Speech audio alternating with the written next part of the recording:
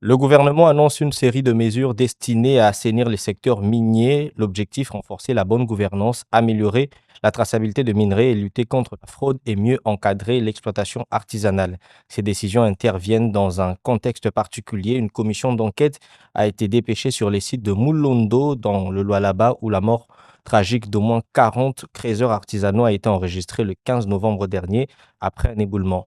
Le ministre de Mines s'est exprimé le jeudi lors du briefing aux côtés du porte-parole du gouvernement pour apporter des éclaircissements sur ces mesures et l'évolution des enquêtes. On l'écoute. Au moins 40 creuseurs artisanaux ont trouvé la mort le 15 novembre dernier sur les sites miniers de Moulondo, à une quarantaine de kilomètres de Kolwezi, capitale provinciale d'Iloalaba. Au lendemain de ces drames, le ministre des Mines s'y est rendu à la tête d'une délégation pour tirer les choses au clair.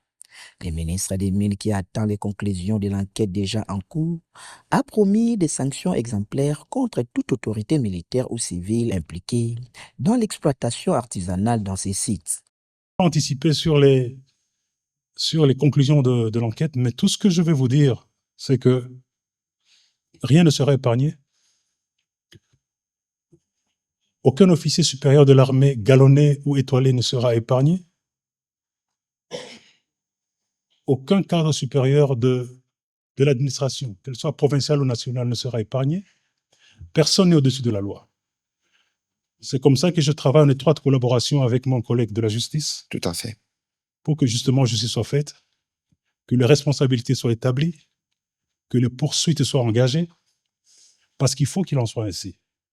On ne peut pas continuer à pleurer nos morts à cause de la bêtise humaine, à cause de la corruption, à cause des pratiques qui finalement ne nous honorent pas et qui font que parfois nous ne sommes pas respectés à travers le monde. Cela doit s'arrêter.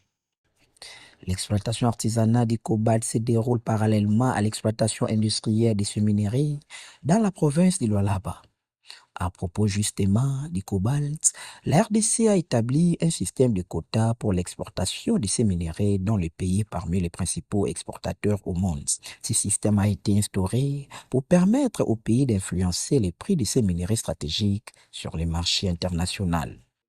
Nous sommes dans une géopolitique internationale qui est turbulente aujourd'hui. Comme on dit, le monde est devenu volatile, incertain, complexe et ambigu à la fois. Personne ne peut réellement prédire de quoi demain sera fait. Mais en toute responsabilité, nous avons pris nos responsabilités, nous avons établi les quotas, et ces quotas ont été bien réfléchis aussi. Nous avons regardé la moyenne statistique de tous ces exportateurs de cobalt sur les 3 dernières années. En fonction de ce qu'ils exportaient, nous leur avons alloué ce quota-là, pour qu'ils ne se sentent pas